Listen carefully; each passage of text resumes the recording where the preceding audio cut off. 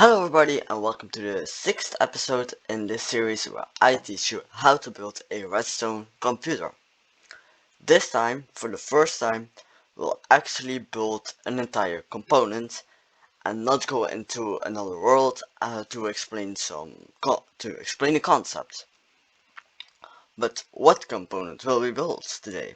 Well, we'll start with the ALU. So first, a bit of extra explanation about the ALU.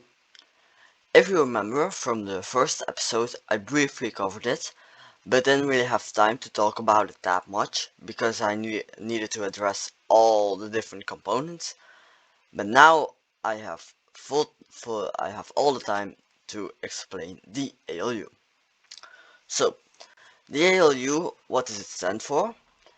It stands for Arithmetic Logic Unit, and what it does, it can, to put it simply, convert numbers in particular ways in two main categories: arithmetic and logic.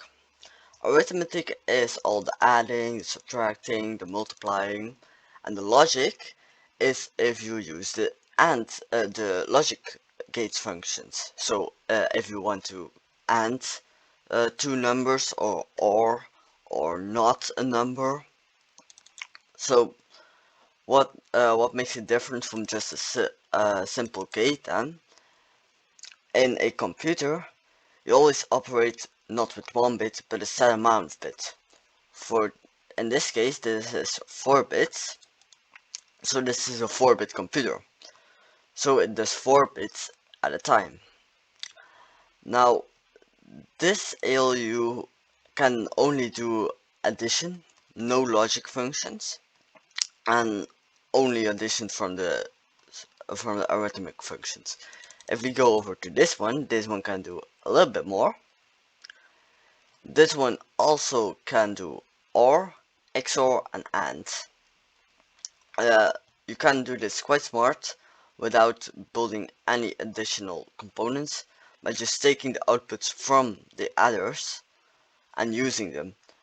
But I won't explain that in detail. That will be for another video in another series for the more complicated computer. But anyway, an ALU always takes two outputs, like I said, from a set amount of bits, and outputs one output with the same set amount of bits. So here we have the two different inputs, 2 times 4 bits, and here we have the output.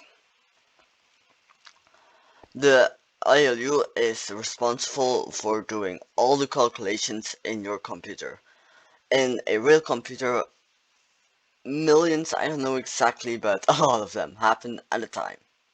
Here it's a bit slower, of course. Now, how do we build this thing? Well, it's not that hard actually. The most complicated part are the adders, and the adders I already explained last video. Definitely go check them out because it's important. Now, here is the input. So you might recognize these little things. These are the stores from episode 4, I think, not sure. So here you definitely see all different parts coming together. So you really see that you needed the things I taught you in the last 5 episodes. Actually 4. First one I didn't really was just an overview.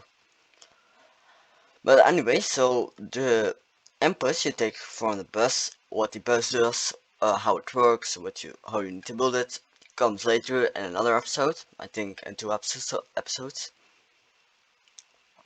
So you take the input, so 4 bits, and then you copy it. What I mean with copy is just you make another row of it that is exactly the same. How this works and why you need to copy it, I'll explain that in a minute. And then you have 8 of these modules. Like I explained in that episode, you can not only use them for... I'm sorry. That was my Discord. I'm so sorry. Anyway, I lost it a bit. Like I said in that episode, you can't only use them for storing, but also they have other applications. This is one of them. I'll use it again in that way, right there. A little bit different, but mostly the same. So here you have the input, invert it, and what this will do is it will store the entire bit here. If I say if this line goes on, that's a control line, whole other episode. So you can control when it needs to store it. So what you can do is load a certain number on the bus. Then before, for example, store it in the A register. Oh yeah, that's important. This you have two registers, like registers. Why is it registers? Because this you can store bits with this, so it's kind of stores them. It's not actually, but you can use it as stores actually. So this is register A, and the second one here is register B.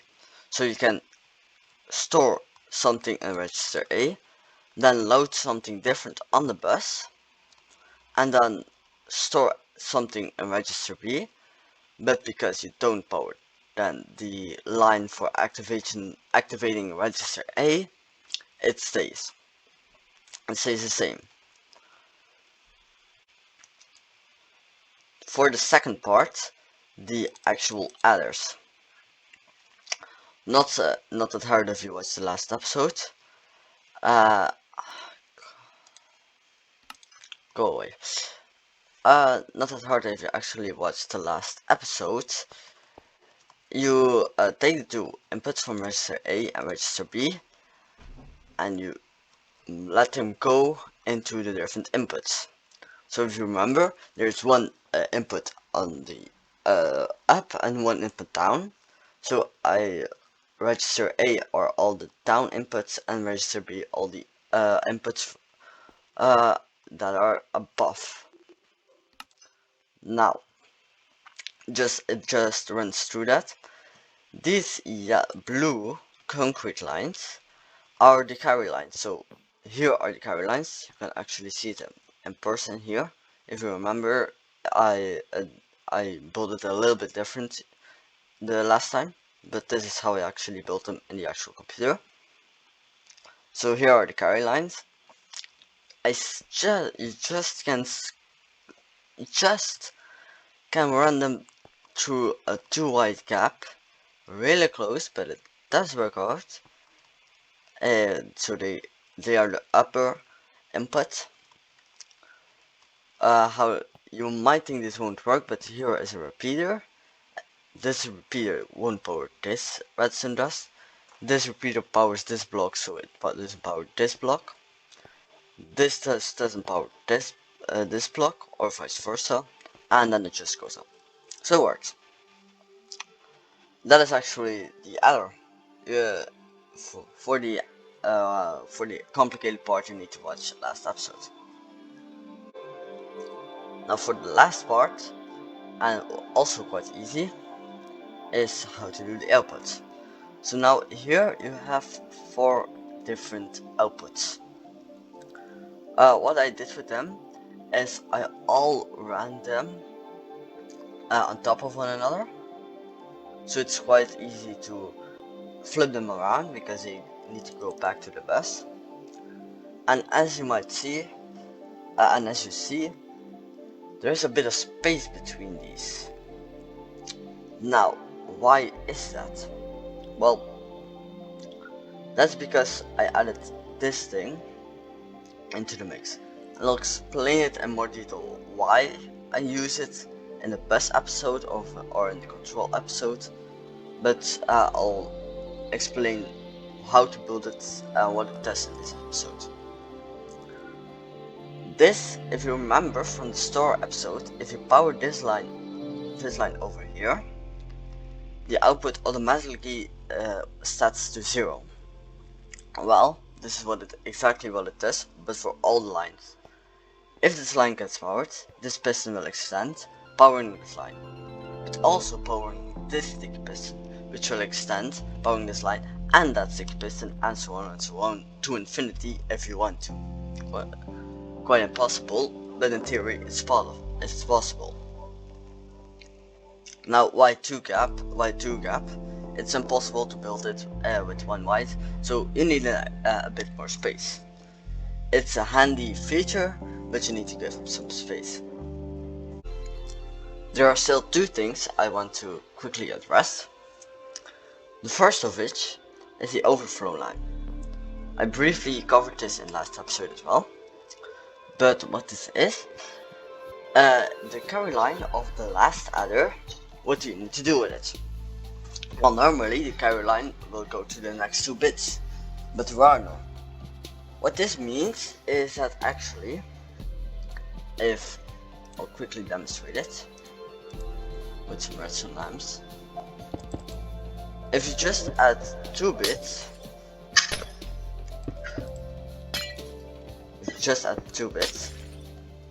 with a lever,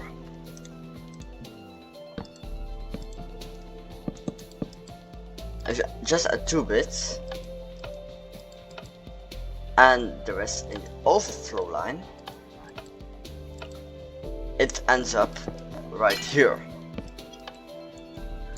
So this is what will happen if you have 0 and 1, that's 2, so this will happen. Now you have a extra bit as an output, but none extra than the input, than the one you have in the input. But this is a problem. You could say, well, just make an extra output here. But the bit is only 4 bits long. It'll make the puzzle longer. But then you can input a number of 5 bits into the ALU, and if you can input a number with 5 bits, you can get an output with 6 bits, and then the cycle repeats. So you need to stop somewhere. Well, I took just 4 bits. Now what we then do with the overflow line? Well, you can just leave it, but what I did with it, I took it and I ran it all the way over here to this lamp with control panel. What this will do, if you have a little bit smarter system, you can make it so when it happens, the computer stops and it gives you an error. So here I say error overflow, but in this case it won't stop. So that's what I recommend doing with it. The second thing is these things. What is this for? Well, sometimes in the system things get a little bit flashy and the output can occasionally turn on and turn back off when it doesn't need to go on in the first place. Well, what this does, it only lets signals through from a certain length. I think it needs to be at minimum 3 ticks, but I'll demonstrate. For example, if I turn on, I'll take a button that will illustrate the point a little bit further. If I push this button, you can see that line goes on. But if I place an observer right here and I get to output a 1 tick, you might not see it, but that line goes on, but the other line doesn't. How this works? It works with an AND gate. There is one line that goes up, the other one goes down. But the difference is, the line that goes up only has 1 tick delay, the one that goes down has 2 ticks. Then the 2 lines combine in an AND gate, And if you remember, AND gate only outputs if both signals are on. So if it's just one tick, it will go through, this will go on, the torch will go off, and but this won't have gone through, and this will stay on, meaning the AND gate doesn't go on. But from the moment this goes off, this goes back on, this line goes on, depowering the storage, but because this torch is back on, the signal won't go through either. So it's just a little security system. So a quick recap: you take the input from the bus, you make them two different inputs that you can control separately, so you can load in two different inputs with the store module. You let them run through the adders, you run the carry lines back, the overflow line you get back to the control manual and a security system if you'd like. Then you use these little components to make sure only long pulses get through. Then again these store modules, so you can load them on the bus if you would like to. I didn't really explain it, but that's these modules, you use them again, so you can store the bits on the bus if you'd like. If you want to store them right here for a little bit longer, you can. And then you space them so you can implement this feature that will automatically set it to 0 if you'd like. This was the ALU. Congratulations, you just learned how to build your very first component of a computer. Thank you all guys for watching. If you have any questions, leave it down in the comments below. Thanks for watching, have a good day, and bye! Oh yeah, please consider subscribing and liking, it would really make my day. Okay, bye!